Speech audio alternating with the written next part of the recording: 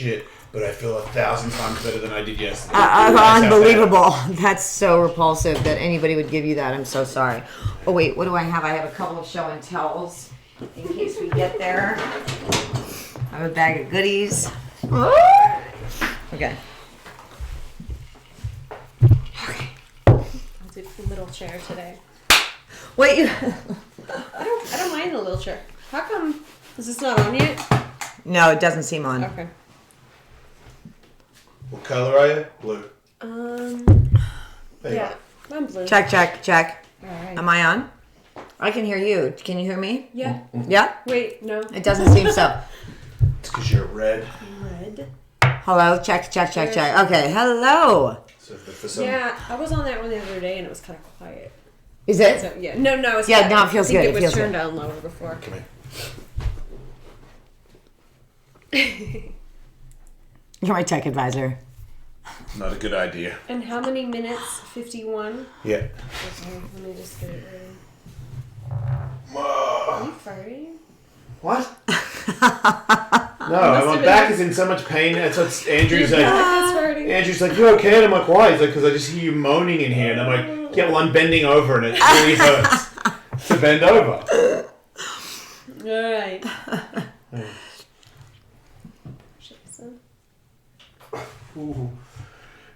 Okay. Ready? All right, everybody. Hello. Welcome again to another episode. Edition episode. What do you want to call it? Hello, Love and Hate and Katie. Love and Hate and Katie. Love and Hate and that shithead. That hot chick that's sitting here next to me every week. And then the other, this is a live show for YouTube, but it's not a live show because it's a recorded show. But what you don't know is next week. Next week? Love and Hate will just be live on Monday in the morning. I'm already sweating thinking about it.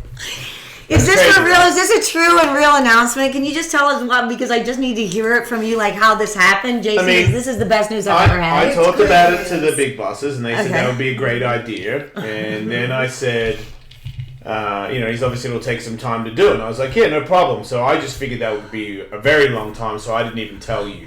Right. Just you didn't say a word. Sirius XM will take a long time to do stuff, and when they do, then we'll do it. But until then, we're not going to be doing anything. Don't get like ready for it. Well, but either way, we're going to be doing Love and Hate every week, and we love that. We love our time together. So but then Andrew said to me this morning, "It's really not that hard. We could probably just go if we wanted to go." And I was like, well, then "Let's just go now." And he's like, "Right?" And I'm like, "Yeah." So he's like, "Well, what day do you want to go?" And I'm like, "Well, let me talk to Ann tonight, and then go from there." So if Ann's cool with Monday, then I just say we go to this. We meet at the studio at 9:30 in the morning. And then we wait for Kavino and Rich to get out of my studio. Oh, really? Yeah. And then we go into my studio and we set up and we do our show.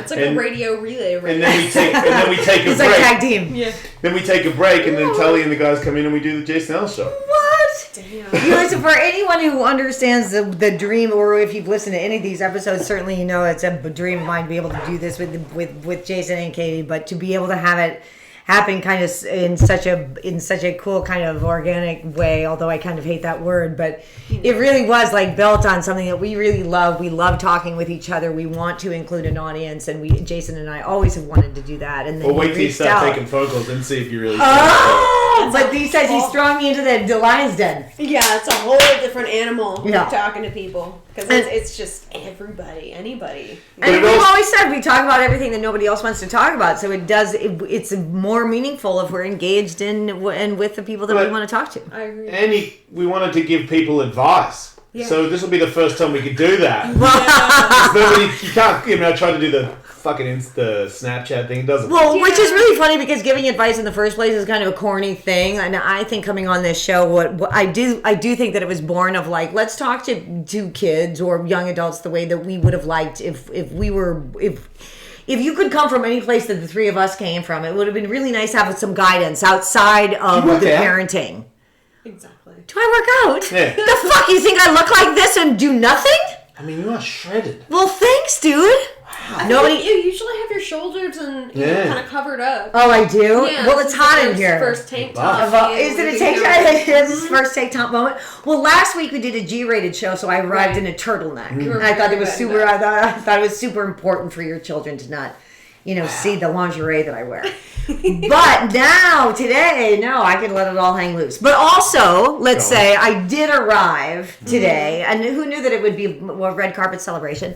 The Oscars happened this weekend, which is another story. Does that mean you go to the Oscars?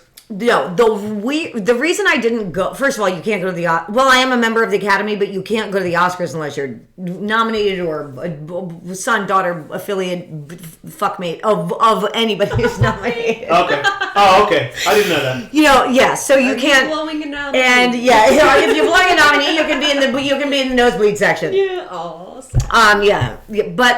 But even still, I could have gone to some of the parties. But there's a wonderful event that's happening tonight for one of the incredible artists that I've worked with in my life, Gregory Ault, who has been my makeup artist since Homer, my now 16-year-old, was 3 months old. That was the first time we started working together. He's represented Mac Cosmetics for now before that time, and he just came out with a lipstick line, a red carpet lipstick line, and he's announcing them tonight. Did you ever beat him with your phone or anything? Beat him? Yeah. Because just beat him up with his phone for being insubordinate. No, you know what? Not my choice. No, I didn't do that. No. A lot of celebrities will beat up their makeup artist with a phone. What? Who? What are you talking about? He's thinking of the Naomi Campbell throwing her phone at her assistant. A lot of people do. A lot of people beat up their assistants. Do they? Yep. Well, beat up their assistants, not necessarily their makeup artists. That too. You don't want to fuck with their makeup artist. No. Gregory Ault was like Gwen Stefani's makeup artist. Like he's one of the truest artists and wonderful human beings that I have known and had the pleasure to know in my life. So that's why I didn't go to any other red carpet this weekend, because I want the event tonight to be the only pictures that I have come to at the Oscars to celebrate his Oscar lipsticks being launched, and that is why I arrived, because I went and had John Leichfeld is his. You've already done it? No, I had to go and get my hair and makeup done. Who's your date? My date is Natalie Val, my niece, who's the star of Wild Bill, the band. Oh, that's your niece. That's my niece. I never knew that. She's awesome. She's my date. So she's going to be my date, and so I went and got ready. But for anybody who's listening, my hair is like 10 feet tall. I do like to entertain you guys with how I look, especially since it's radio. Entertaining. You look wonderful. But I'm definitely I'm red carpet ready to celebrate my friend Gregory Ault. That's where I'm going. Vulnerable. Is that what you're doing? Am I vulnerable? That's all that I care about. At this point, is all I care about. Yeah. What they say, the bigger the hair, the closer to God, right? Oh, well, I hope so. Really nice boobs too. Oh my God, what is going on? I feel like there's a little more of my God. Seen, and I feel like they're very you got lucky. I must have known. You did. I must have known that something good was going to happen today, so now we're going live. I didn't get lucky. What are you talking about? The last time I saw you guys, you were advising me to go have sex. Just go do it. I still say. And by the way, I've been very open to that this week, but as we also spoke a lot, my son, who turned 16 this week, not a week to be boned, for certainly. And he, so we were going through that. This week. I went through understanding how I was going to kind of reprimand him. But with the miracle, and I talked to you guys about giving back. That's what we were talking about on our G-rated show. For the car wreck. Yes, there was a car wreck. You're going to have to listen to the previous episode, but. It's on demand. You can get it for 1 penny. It's free. Anyway, it's free. You don't have to pay shit. If you're a serious subscriber. You only have to pay your fingers for getting to the keyboard. Move on. So Homer and I had actually an incredible birthday weekend, and I ended up writing him a letter that I'll share with you. It's way too long to read here, and it might put you guys to sleep, which I don't want to do. But it was kind of a miracle a week. But I didn't get laid. Is my point. Okay. No. Maybe tonight's the night. Do you think? Red carpet night. Big hair. Yeah, big hair, big boobs looking good. They don't give me big. I'm not in my outfit yet. Okay, you're gonna die when you actually see the outfit I'm wearing. Yeah. I mean, it's unbelievable. These incredible. Is it super glamorous? Super glam. See, that's what I want to bone. The highest. Now it comes to fruition. Because that just seems like impossible to get through and so kinky once you do. Like, I don't take it off. Like, keep it on. Well, it'd be hard because I'm wearing pants. Okay, so the things that I'm wearing, it's couture from Holland. Okay. And I'm showcasing this miraculous designer's designs tonight. And I literally am wearing pants. And it sounds more conservative than it is. I'm wearing pants with a corset that comes up, which has bird feathers that go up and above and around my shoulder. Wow. The other shoulder is off, and they made a gold earring that's the size of my ear, but you put it sideways and it hangs over the ear, and it's a bird flying on. It's insane. It's the most. It's some of the most incredible stuff I've ever seen. Martin. Well, I mean, listen. He's from Holland. It's a difficult name to say. I'm sure we'll be able to find out. Yeah, I mean, I'm Very gonna glamorous. hopefully we'll go over. Sounds like a but you haven't glamorous seen. evening. It's gonna be a glamorous evening. Not as glamorous as you guys and what you do here on the evenings, but it's gonna be a glamorous evening. Glamour is not the word I would use. I know. No. We're trashy. Okay, trashy. Which brings me to my next. I have a bag of goodies here. One was my letter that I wrote to Homer, in case you guys were interested in hearing it. The other is that I promised something. I like to do everything that I say, and I try to remember. And I promised this week that I was going to, after our G-rated show, bring you guys the vibrator that I got in Berlin. Yes. Now, we've talked a lot about Berlin and how crazy ass it is or could be. I was not involved in the fisting, portion of the Berlin sex scene. Right. However, I was desperate to, once I heard that in one of the gift bags there was a vibrator, I was desperate to find out what it was. And I told you what it looked like, so I have it here more for Katie than I do for you, Jason. I want to make a guess. Oh, well. I want to guess that it's a Lilo. What's a Lilo? Now, describe this.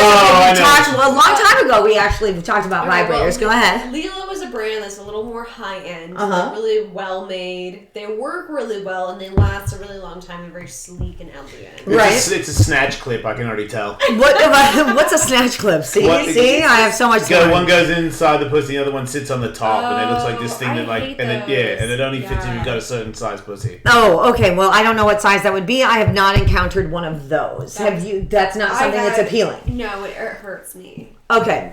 Well, and if it hurts you, Katie, I swear to God, I'll go screaming from a room. Yeah. So there is with vibrators, and we talked about before, it's usually the stimulation goes on. We all have learned to use back massagers from whoever gave us the first one first.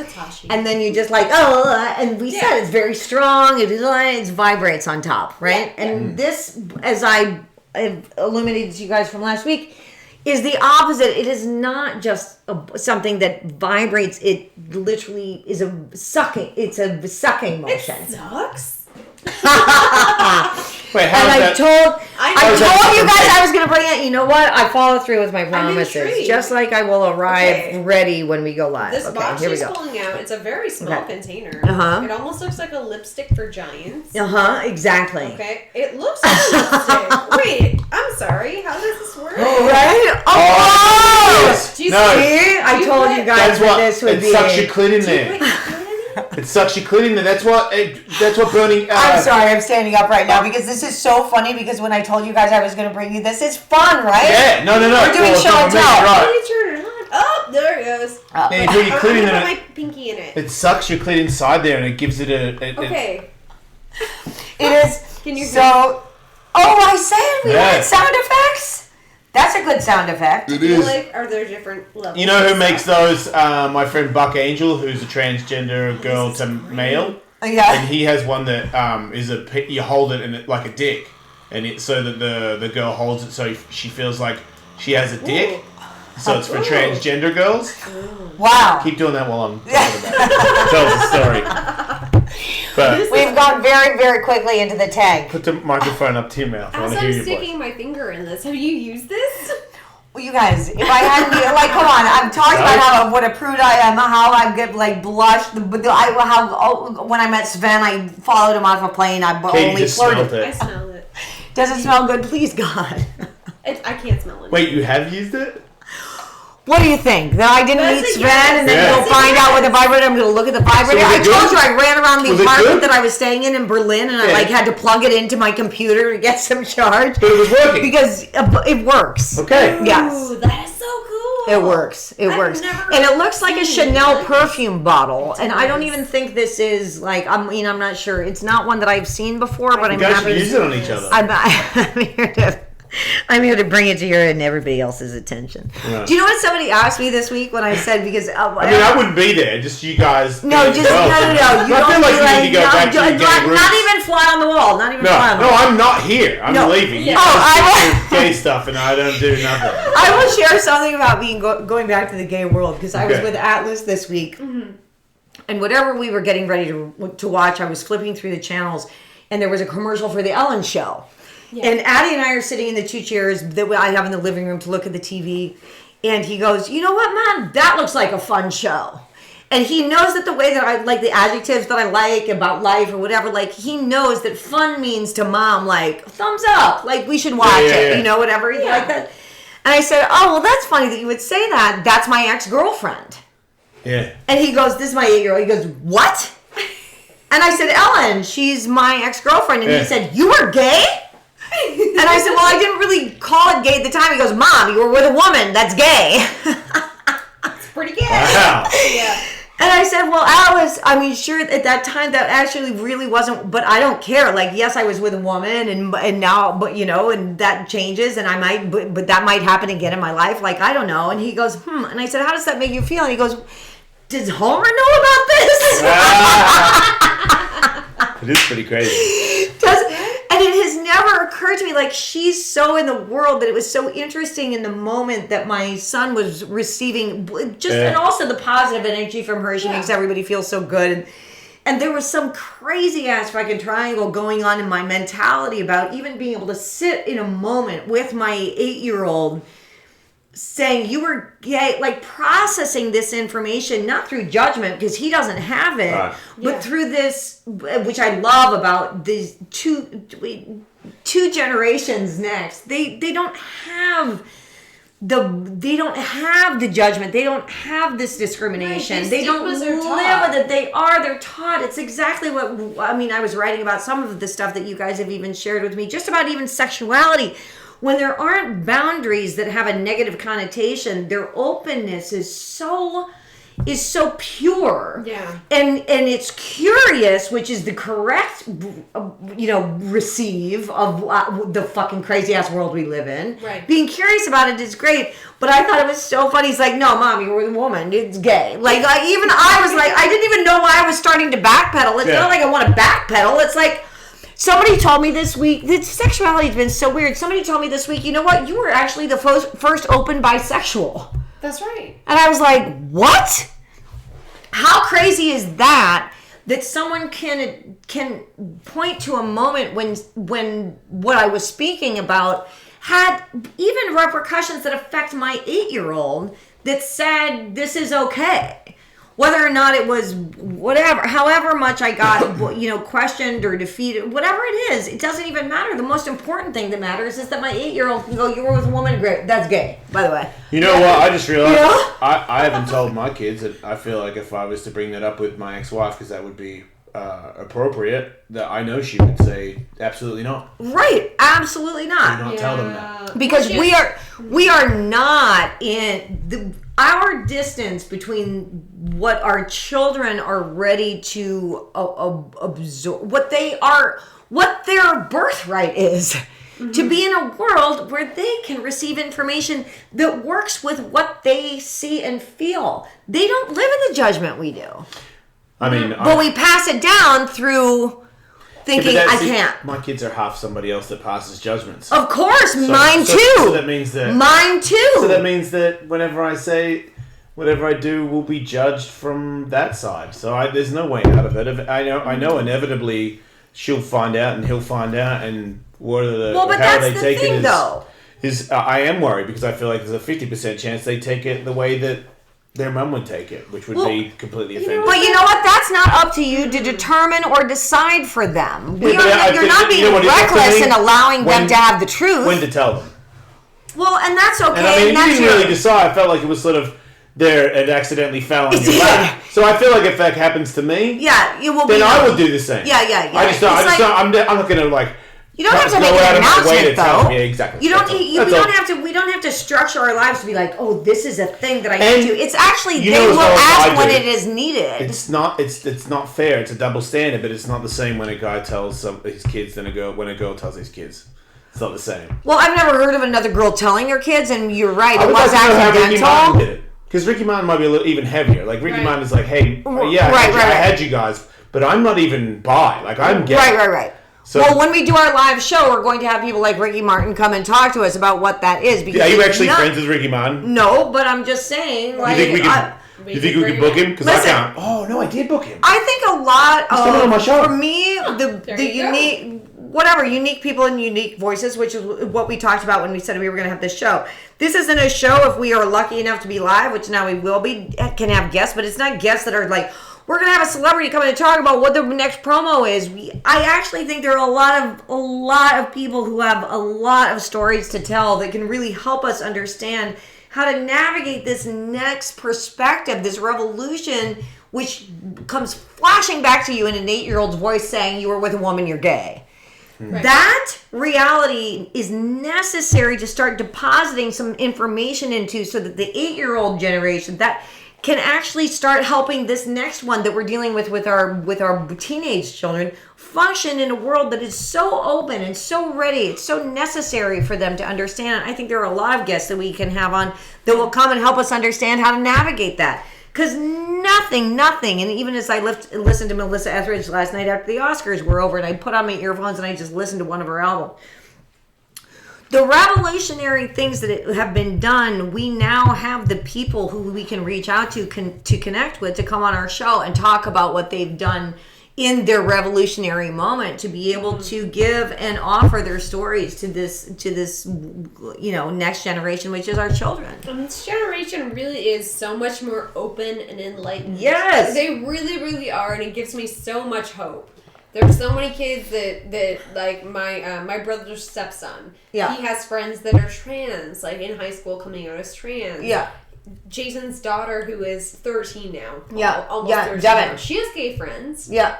And it's normal. It's not like, oh, it's my... No. It's not, there's no like dark shrouding around it. It's like some kids are gay. Oh, it's being so different, so much more accepted. I know, which is wonderful. But these are the conversations that we need to be openly having, right? Because not every parent, not every adult role model is doing that. Exactly, and also we fear the wrath of our ex-partners. We fear the wrath that we will encounter. Wait, you fear what? Yeah. Okay.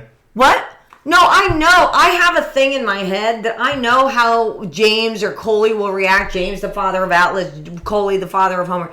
I know that if I say certain things, like you're saying, like, do I tell my children I'm bisexual, or I have to meter my understanding of what I'm doing in a way that is conscious enough and subtle enough that it won't ignite a flame in my exes to come after me for what I have done or taught my children or allowed my children to hear me talk about, or all of the shit they judge me for, because I'm obviously very open with my kids. Yeah. It's still that generation of judgment that you have to deal with. And they're my ex. But why do you think that the judgment will change? I mean, the kids are growing, but all kids don't have you as a parent. Because we deposit more and more before we are depositing more foundation for kids if they listen to our show, if they listen to you, if they listen to the Jason Ellis show. Okay, if they start to listen, then a foundation gets built that even if it's not your own parent, you can go someplace for some comfort. I agree that there's more out there for people to realize that there's not a one side of the story, but I also feel like if your parents bash it into your head enough, doesn't matter how many YouTube videos you see that people deserve a chance, or we need to understand people's different religions, creeds, and cultures, or whatever. If your mum's a fucking bigot, racist bitch, she'll drive it into you. My mom was, and fuck you, there is no way on the planet that I was ever going to abide by what she taught me. Okay, well, you admit that a lot of people are not like you, and that their parents have pushed something on them that they will die for. I don't think my strength is something that's a common thing. Right. Like, I saw a video this morning that somebody posted of my friend Natasha, the black transgender girl, from the NRA, the black-haired girl, talking about how, celebrities with their left wing. Like, this bitch is, like, making fun of liberal Hollywood people and saying, good luck trying to take our second. And I'm like, when you flip it into that, because I know instantly the people who listen to her are like, fuck Jimmy Kimmel. And I'm like, you know what, Jimmy Kimmel? You should have shut the fuck up. Like, if you have an opinion, give it to him. But there's no need to just keep flinging sarcastic, smart-ass shit at these people.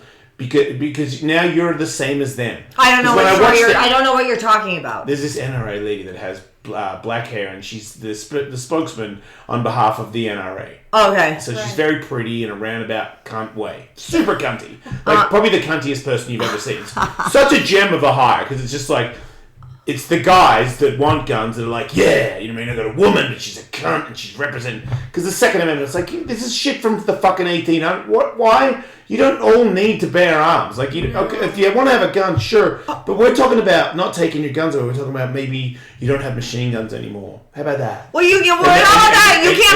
You can't make your gun an automatic rifle because you add on this. People will flip out on that. I've got a friend. It's so easy to do. I'm not friends with anymore because he brags about that particular device, about how the bump stock. He's into it. But bump stock necessary. It's unnecessary, but also didn't Trump say this? Sorry, I think Trump said this week. I think the microphone lead is on the outside. You got to put it. Oh yeah, that's what's happening. They're trying to ask me how to put my ball in my mouth right now. Yeah, which is my mic. There you go. He goes Jesus Christ. Yeah. This is all very technical. Anyway, it's not my I just feel like everybody is to blame in this. I don't think it's entirely one way, but I do think when I see the person that is their spokesperson saying that, hey, liberal Hollywood, your time is about to be up, in a way where she's some sort of weird black-haired cunt from hell who I think she kind of like flipped a time hourglass on the table and was like, we're gonna fucking kill you? Because you're the NRA. When you say your time's up, you gotta watch that when you sling that around. Oh my God!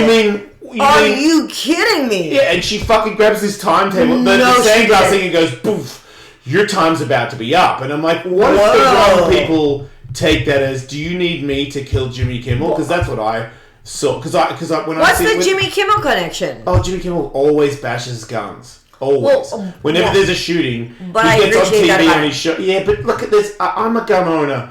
His thing is, he's fucking holier than thou. He thinks everybody over there doesn't get it, but everybody over here does. No. And when you do that, he's switching. Let me finish. You're insulting them. Sorry. And when you insult them, it's they human nature to be.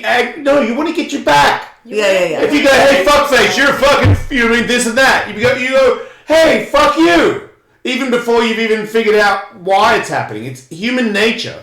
So when this smart, liberal, Hollywood elite guy pokes at them, I'm like, you're not that smart. Because why do you need to poke them? Just prove your point. Have your opinion, but there's no need to stab at these people. Just like there's no need for them to stab at you. That's right. As soon as you stab, I believe you're in the wrong. Well, as soon as you go for something that incites a response that's instinctual, like you are putting something forth that's only going to put you back 10 feet if you're going to do that. So why not remove that from the conversation? And there would be way more healing if that could happen. And as I said, with the parental thing where you raise somebody to say, listen, this is our fucking right. We deserve this right to fight for our freedom.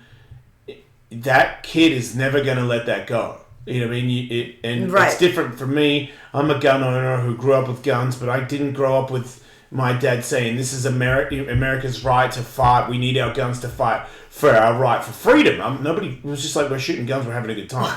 Which is what fucking 90% of the other people in America yeah. shooting guns and having a good time. Right. Okay, I grew up, my dad, when he was in the Marines, his job was to make sure that all the guns were on site, and he tested all the guns. That was his wheelhouse. Wow. It was firearms. Yeah. So we grew up going and shooting, and I had an understanding of guns. Right. But never once did he put any rhetoric on me at all. And I don't think that's the case for most people. Right. I think that people try, in the media especially, try to divide us. Yeah. They want to divide us. Yeah. They want to give us these fucking conversations that just divide us. And it doesn't need to be that way. Obviously, there's got to be a middle ground where everybody's happy. We want to have everybody safe. If you asked the NRA people and the anti-gun people, do you want gun deaths to go down with civilians? Everyone's going to say yes. Look, but no one's if Orange saying, Juice, let's get together and figure it out. If Big Orange Juice paid the government a bunch of money, I wouldn't fucking trust Orange Juice. Right. You know what I mean? Like, don't pay a bunch of money to have rules and regulations suit you. No. I don't fucking trust you. We just need Then to you just so happen to have this one thing where people get drunk and they punch people and kick people in the face on the ground. I'm on YouTube. I see it all the time. Right. People punch people when they're drunk, and when the dude falls on the ground, some other dude will kick him in the head, not understanding that that's a death blow. Jesus. It's a 50-50 chance. It is. And and kids do it all the time. I see it on video all the time. Give that kid a gun. Why wouldn't he squirt one off down the road? Why not? He would. And I just feel like, as a responsible adult who owns guns, and as a person who was not a responsible adult who has many friends who still aren't, I don't think everybody should have one. Right. You should make it way harder. Make it hard. People got mad at me because I was like, make it hard. If you want to say, hey, Jason, you're fucking Australian, we don't want you to have one. I'd be like, fuck. Okay. Can I still go to Vegas and pay money to shoot him at the range? Yeah. Yeah. Okay then. Right. Because it's like, hey man, you got clinically insane for a month there, so you can't have guns ever. Okay. You had a felony. You had a felony in Australia. Might be a good idea. So you can't have a gun. Oh, okay. Man. See, I get it, right? I can say okay, and a lot of other people can say, if you fucking say that to me, not even do it. If you fucking even threaten that to me, I will kill you. And I'm like, okay. That person needs to not have a vote, because that's terrifying.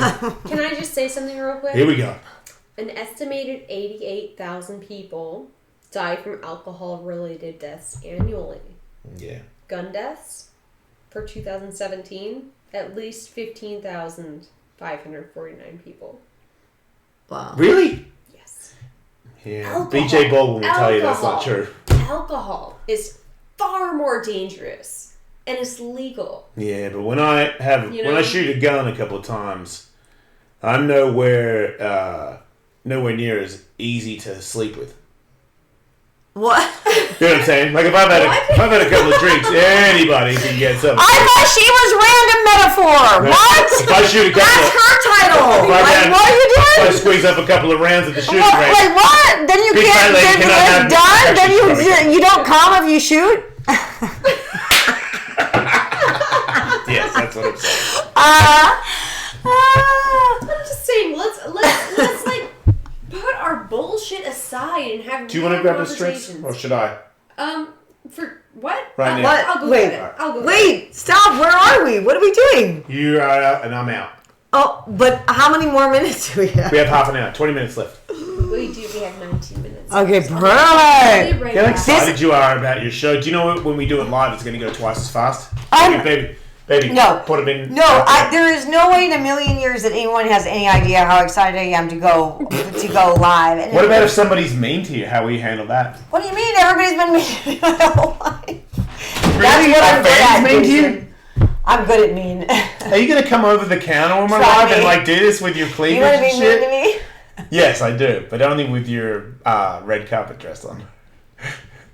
I actually don't want to be mean to you. I'm not a mean person. I don't have it in me. Me neither. That's the fucking problem. Katie used to want me to be rough too. I'm like, no, I'm the same way. I'm such a pussy. Yeah. I mean, I'll choke you out a little bit, but that's only because I know how to do it. You know what I mean? But I'm not going to make you. I'm never going to totally. I'm never going to put you in a position where you're going to think you're vulnerable to me. That's bull. For a while, I was dating her. She was a nice lady, and she was like, "You choke me. I'm into that choke stuff." I'm like, "Okay, cool." But that was back when I was like, "I'm not going to do it. You can choke yourself out on my hand." But I'm not fucking pushing. You go as far as you need to go. And she went to get that thrill. She was on top of me, just leaning, and I wasn't. She was doing a good job, so it was hard for me to pay attention to my hand. And then all of a sudden she's like, and I'm like, "What are you doing?" She's starting to pass out. Oh my god! And I move her hand away. I'm like, "What are you doing?" And then, like, the next day, she had a black lady, and she had, like, all these weird little red freckles in her face from... Because the blood was like... The blood just popped in her face. And I'm like, you crazy bitch. Trying to choke yourself out on me, like... Like, don't do that. She was like, you don't think that's hot? I'm like, no! No, it's not hot. It's not hot. However ridiculous you and I may look to the public, like, we're too nice. Like, especially now when you're standing up, all I see is boobs. And I don't even have any of you guys. Whoever is listening now. Yeah, nobody's listening.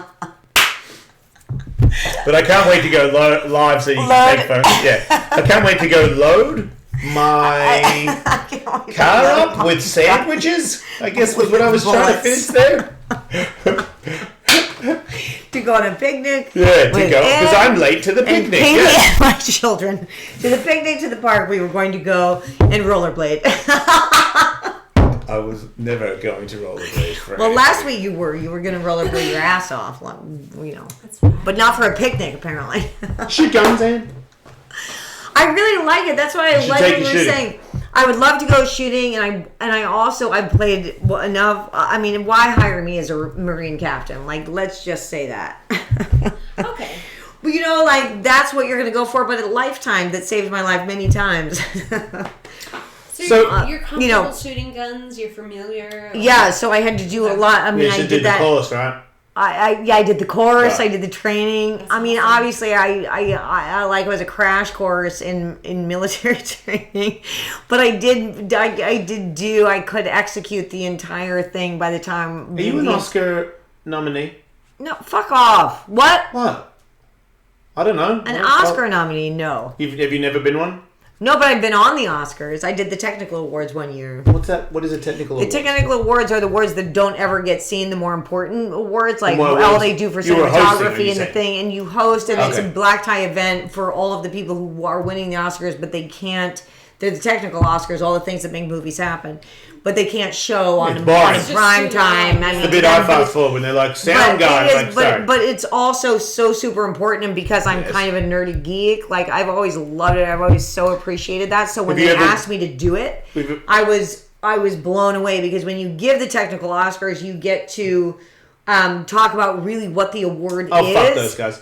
Have you ever... I loved it. Anyway, then you get on the Oscars and you say you won the Oscar. Have you ever been close to being nominated? I don't know. What's close? Close is not the finish line. Have you ever given a fuck about being nominated? No, I just think it would be a fun thing to be able to do. To be honest with you, it would just be a fun thing to do to rise that far back but from the grave of where I've been. That's an achievement. You know, it's not a grave. No. Couldn't you do like the female wrestler? Like Hillary Swank in the boxer, I could do the wrestler. I could wrestle some what's his name? No, you're missing it. Wrestle chicks. No, Mickey Rourke. Yeah, Mickey Rourke. Like, if you were to do you're too hot right now, but like, let's give it like another 20 years. Please don't make me do that. Where you like face is super like. No, I'm done with that. That's why I'm transitioning into radio. Like, what are you talking about? You're so hot still. Don't leave. Yeah, no, I want to fuck you. Yeah, you don't have a face for radio. No. Well, that's not true, because I'm very handsome. I know. And I'm the greatest radio person. I'll do much. I'll do a lot. I just want them to pay me more. Let's be honest. Let's be honest. But you're not going out to a try every angle you've got, Ann. Good luck. What? Give them every angle you've got. I'll back you 100%. I feel like Ann's tits are bigger than I thought, which tells me that everybody who knows Ann H, guess what? Her tits are bigger than you think they are. Yes. 3 Days to Kill. Oh. The movie. Yes. The origami dress we were talking about. So I was looking up the picture after our show because I wanted to see the dress. But then I just kept coming to stills from the movie of you like coming out of the water in a white totally. I was like, Jason. Look at fucking Ann. Were you going out with Ellen then? So that means you couldn't get no Harrison Ford, right? Because he would have jerked off on you for sure, right? But, listen, I love Harrison.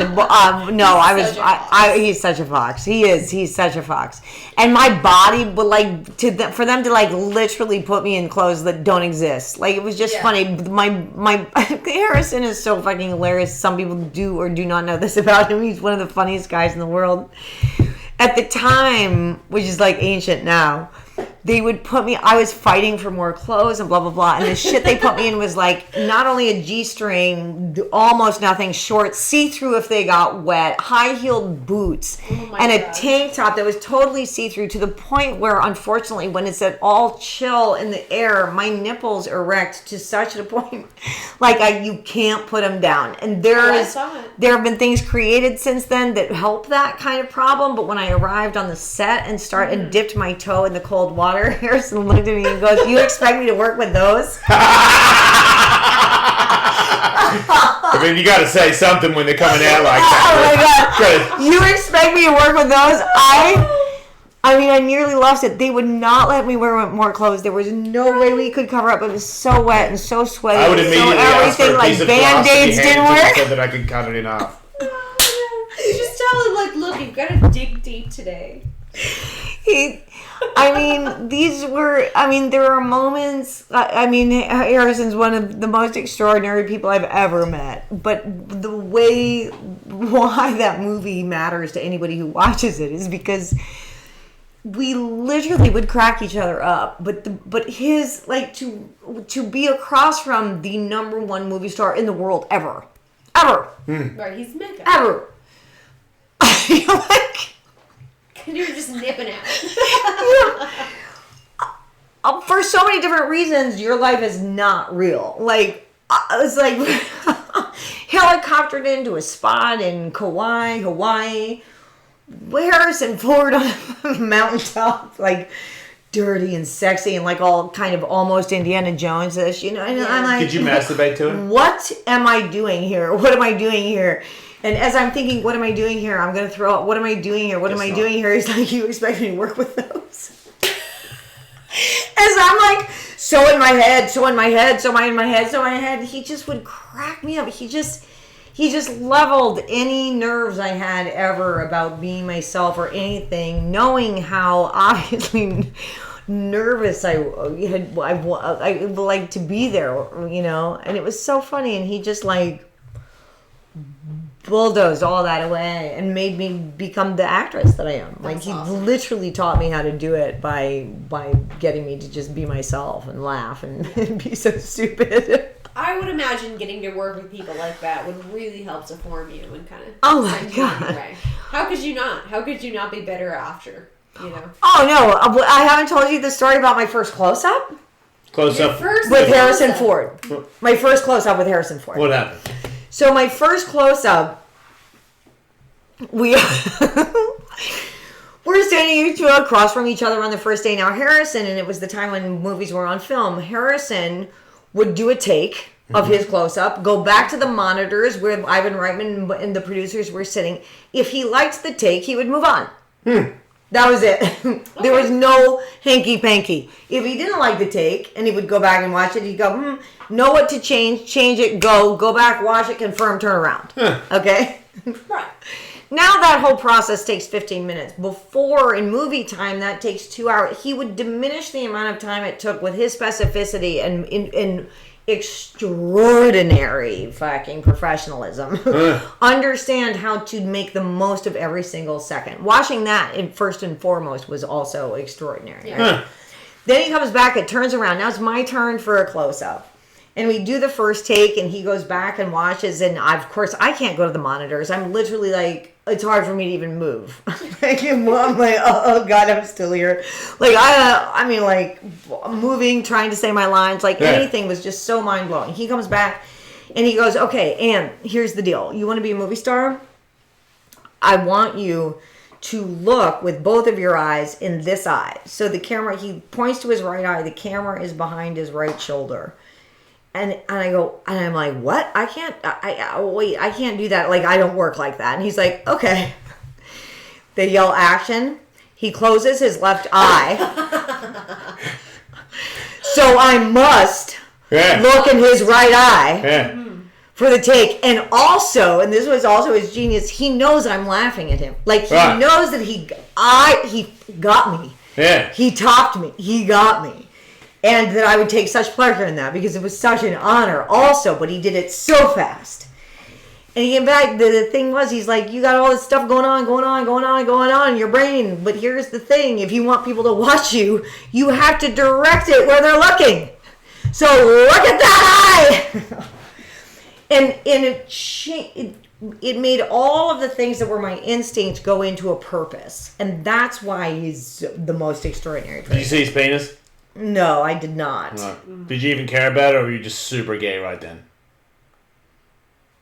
Those questions are like onomatopoeias. Like what? I mean, it's like oxymorons. Like they're both like they both existed. All of it existed for me at that time. It was so extraordinary. And you were still in love with your girlfriend. Yes. And it was like, that's fair. What? Yeah. And I had such boundaries, obviously, but you're also. Yeah. If anybody thinks that you meet Harrison Ford and you're like casual about it, you're lying to yourself. Absolutely. There is no way that you can stand in that presence of a life changer and be like, like, okay, like understanding what to do with it if you come from where I come from. Like, I had no fucking idea what to do in that kind of glory. But don't you think they're all the same? They're all nobody that got to be somebody. I mean, you're an age in the end. No, but what's funny is that's what Harrison taught me. He's like, really? Let me give you some tips. Look in this eye. Like, it was all very built. He's a construction. He builds. But it's really interesting because it's like, it wasn't a miracle who he was. He wasn't saying to me, yeah, behold, he wasn't at all. He's like, listen, this is who you are. Let me give you some tips. Yeah. He fought for me to do that job. And it was in the simplicity of it. It wasn't in his ego about it. It's only in response. He understands how people are going to, but that wasn't at all important to him ever. It never happened. Let me ask you this, Anne. So when you were going out with Alan, were there girls that wanted to steal you from Alan? Of course. Right? So there would be lesbian. All of them.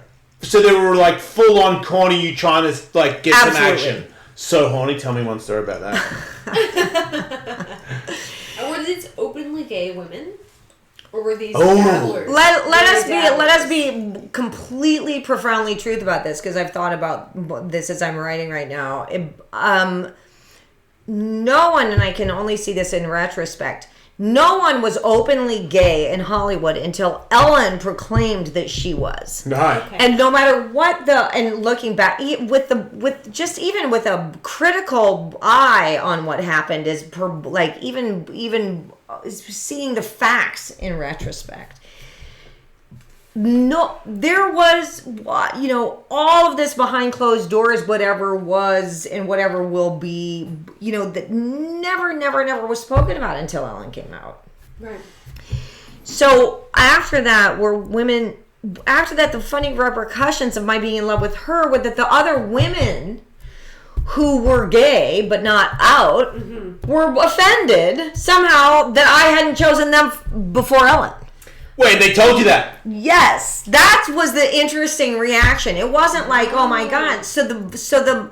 So what it did was make them take it personally, but the miracle of Ellen was that she wasn't hiding, and that's why I fell in love with her. Right, because you were and it wasn't like I wanted pussy. That was not my expectation. What my incredible gift in life was that I witnessed somebody who wasn't lying. So you're not into pussy? Does that mean the whole sexual relationship was like a little bit of a miss? No, it was the best sex ever. Still. It has its pluses that no one has ever been able to replace, for sure. Is that like just a woman knows a woman better kind of thing? Is that or is it?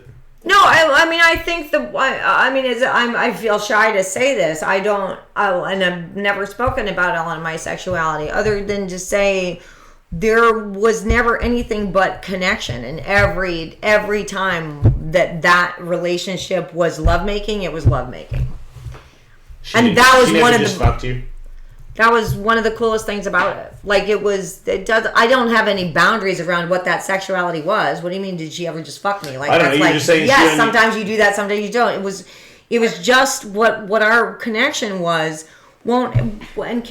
be Since replaced. you had such a connection, like a connection as a person. Yes, But yes. then physically as well. It just to me was equal. And I say the same thing. Like that's why it's hard for me to say you can love a certain gender or not. I don't know. What was I your can favorite explain. position?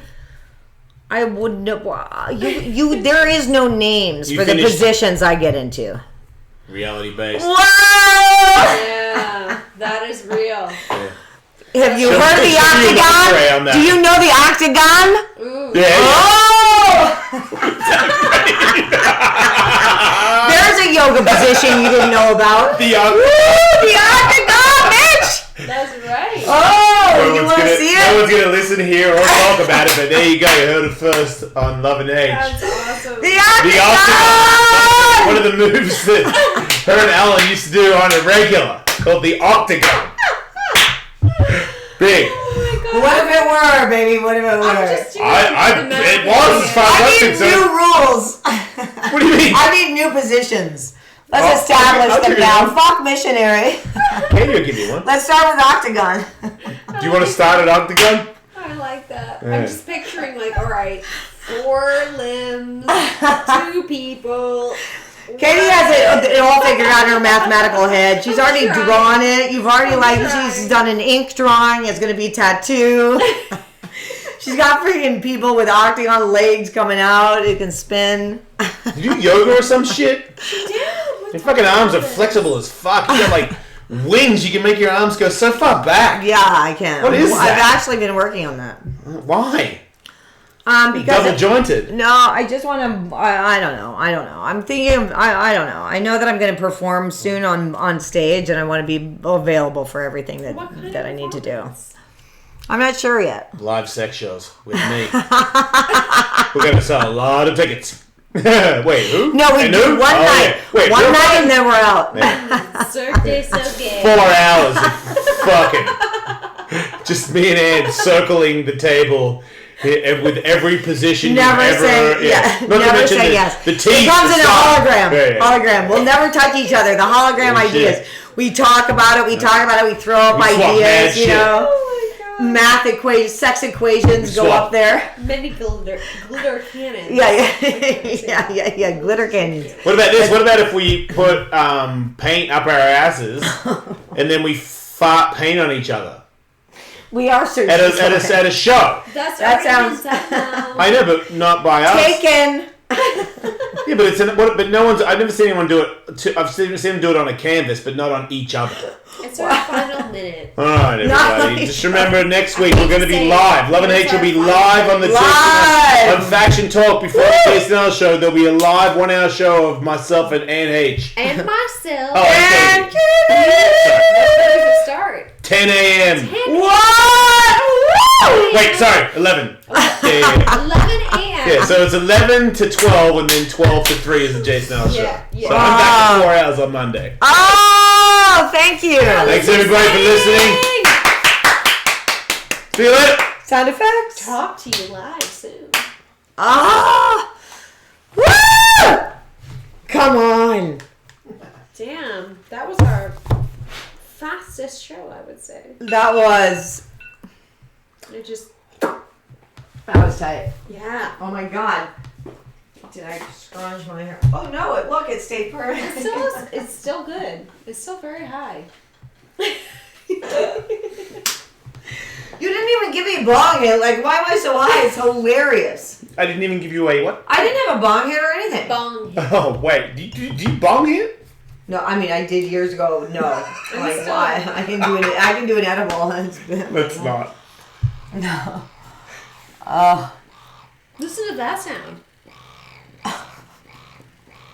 She had the pussy in it, now you're stabbing your neck with it. Yeah. Believe me, I washed it. Oh, I don't. Put it in Whatever. your mouth.